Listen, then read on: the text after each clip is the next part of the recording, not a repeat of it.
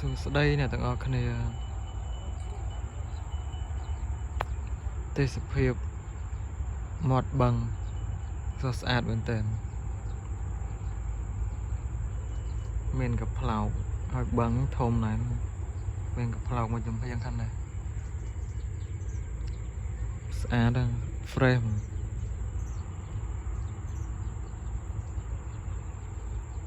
ហើយមានគេស្ទូចត្រីនៅនេះទៀត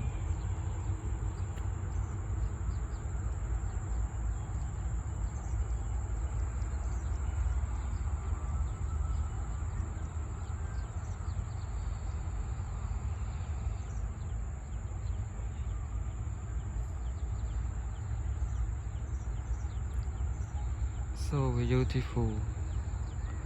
មានគេស្ទូចត្រីច្រើនជារាល់ថ្ងៃតែថ្ងៃហ្នឹងមាន 2-3 នាក់នេះគេឆើស្ទូច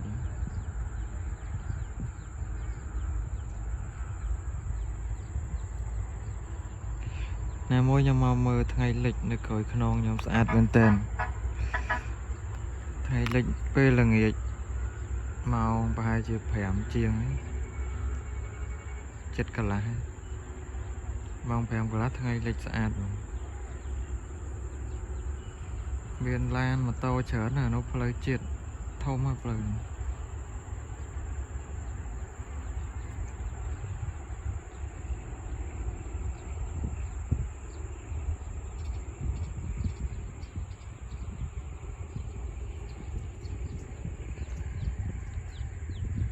មានដើមត្នោតអូស្រស់ស្អាតមែនតើ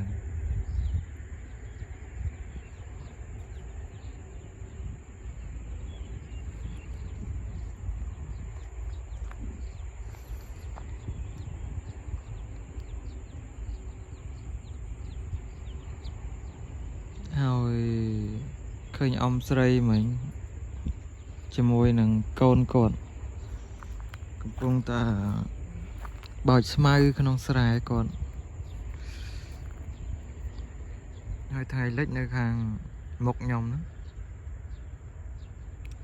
ថ្ងៃលិចរួមជាមួយនឹងដើមត្នោត So beautiful កប់សេរី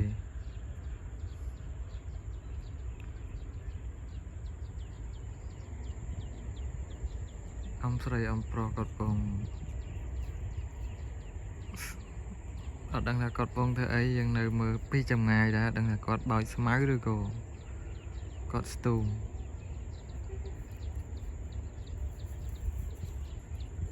ថ្ងៃឃើញទេសភាពបែបហ្នឹងមានអារម្មណ៍ថាមានក្តីសុខជាមួយធម្មជាតិ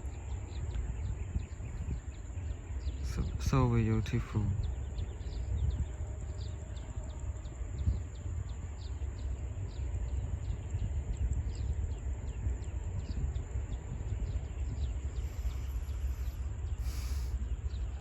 មានអំប្រុសខ្វាគោទៀត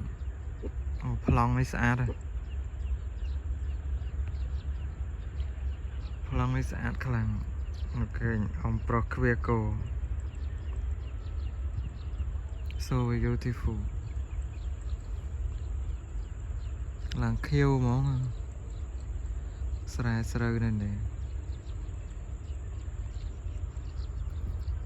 មានគេឡើងបេះនេះទេណ៎បែរដឹងអត់ដឹងថាអីដែរស្ដៅឯងមើលដើមត្នោតនេះដើមត្នោតនេះបាត់ក្បាលអស់មួយ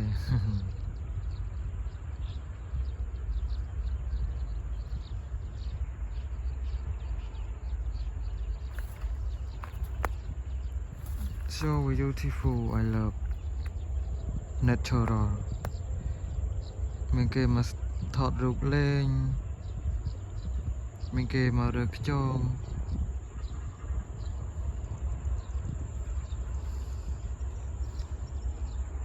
So beautiful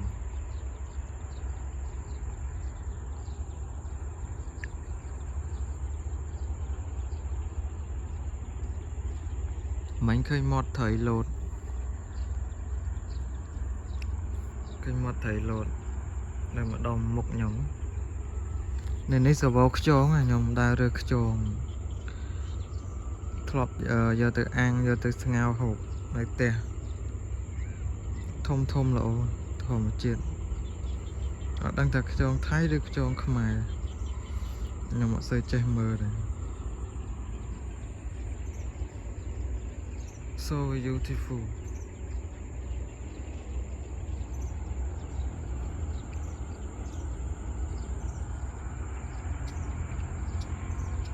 ហ្នឹងហើយអរគុណសម្រាប់ការទស្សនាវីដេអូមួយនេះបើចូលចិត្តវីដេអូមួយនេះកុំភ្លេច like subscribe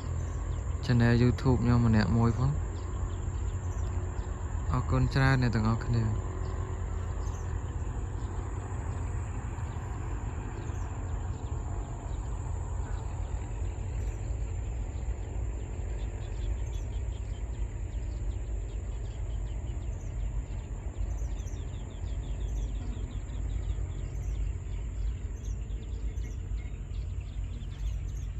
អូប្លង់នេះស្អាត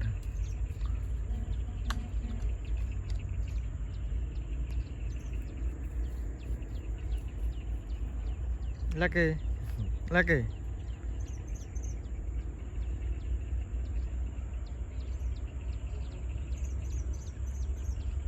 Bye bye អ្នកទាំងអស់គ្នា